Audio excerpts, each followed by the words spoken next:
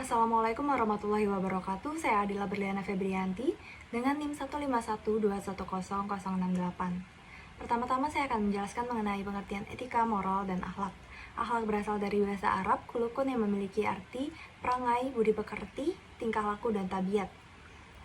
Kemudian ada etika yang berasal dari bahasa Yunani, etes, yang memiliki arti adab. Sedangkan moral berasal dari bahasa Latin, mores, yang memiliki arti kebiasaan. Imam Al-Ghazali berpendapat bahwa akhlak bukan sekedar perbuatan, bukan pula sekedar kemampuan berbuat, dan bukan pula sekedar pengetahuan. Akan tetapi, akhlak harus menggabungkan dirinya dengan situasi yang siap memunculkan perbuatan-perbuatan. Dan situasi itu harus melekat sedemikian rupa, sehingga perbuatan yang muncul tidak hanya bersifat sementara, tetapi tercerminkan dalam kebiasaan kehidupan sehari-hari. Secara substansial, etika, moral, dan akhlak adalah sama, yaitu ajaran tentang baik dan buruk perilaku manusia dengan hubungannya dengan Allah, hubungannya dengan sesama manusia, dan hubungannya dengan alam kehidupan. Yang membedakannya adalah sumber dan sifatnya. Sumber akhlak berasal dari Al-Quran dan As-Sunnah, sumber moral dan etika berasal dari adat istiadat atau hasil kesepakatan bersama. Dan dari sifatnya, akhlak bersifat universal dan abadi, sedangkan moral dan etika bersifat lokal dan temporer. Selanjutnya akan dijelaskan oleh rekan saya, Fatika Widi. Assalamualaikum warahmatullahi wabarakatuh. Saya Fatihah Widi Ahada dengan NIM 151210077. Di sini saya akan melanjutkan materi yang sebelumnya telah Adila sampaikan mengenai etika, norma, dan akhlak. Yang berikutnya yaitu mengenai hubungan tasawuf dengan akhlak. Pada dasarnya, semua ilmu pengetahuan itu saling berhubungan satu dengan yang lainnya.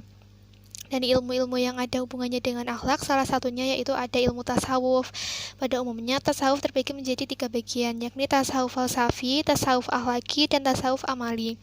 Ketiga macam tasawuf tersebut memiliki tujuan yang sama, yaitu sama-sama untuk mendekatkan diri kepada Allah Subhanahu wa Ta'ala dengan cara menghindari perbuatan yang tercela serta menghias diri dengan perbuatan yang terpuji. Dengan demikian, dalam proses pencapaian tujuan bertasawuf, seseorang harus terlebih dahulu memiliki akhlak yang mulia.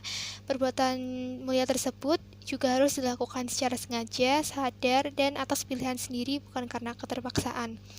Menurut Harun Nasution, ketika seseorang mempelajari tasawuf, ternyata menjadi jelas bahwa Al-Quran dan Al-Hadis sangat mementingkan akhlak. Kedua sumber Islam tersebut menekankan nilai-nilai kejujuran, kesetiakawanan, persaudaraan, rasa kemasyarakatan, tolong-menolong, dan perbuatan-perbuatan terpuji lainnya. Nah, nilai-nilai tersebutlah yang harus dimiliki oleh seorang muslim.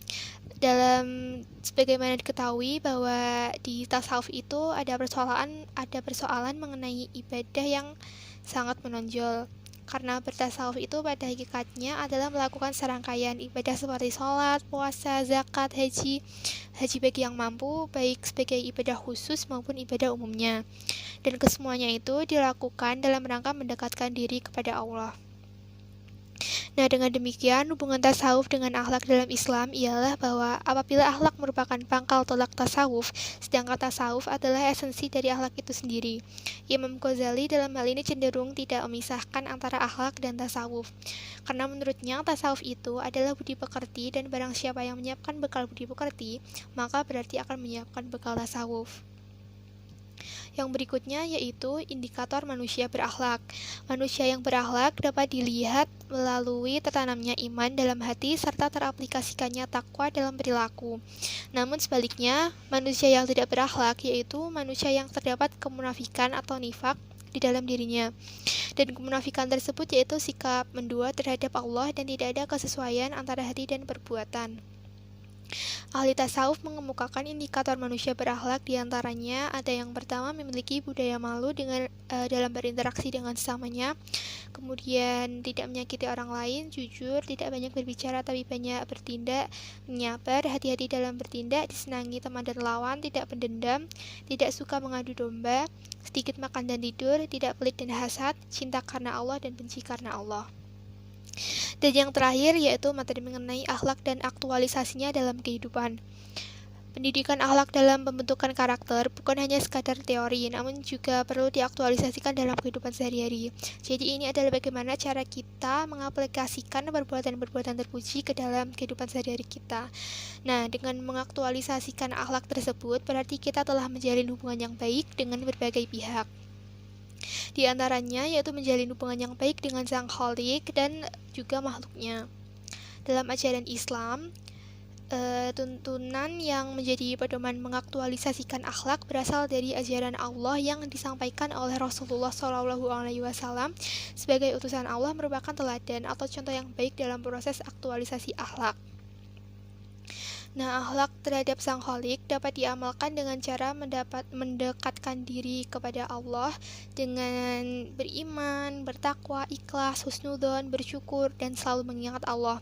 Sedangkan akhlak sesama manusia meliputi menaati dan mengikuti Rasulullah sebagai contoh teladan yang baik, rajin bersolawat, menjaga perkataan ketika berbicara dengan orang lain, saling menolong ketika ada yang membutuhkan pertolongan. Sedangkan akhlak terhadap diri sendiri dapat dilakukan dengan cara menjaga kesehatan jasmani dan rohani dengan baik, menjaga keharmonisan di lingkungan keluarga dan masyarakat, dan lain sebagainya.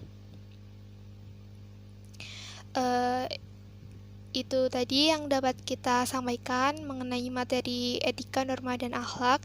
Apabila terdapat banyak kekurangan dan kesalahan yang kami perbuat, kami mohon maaf. Terima kasih.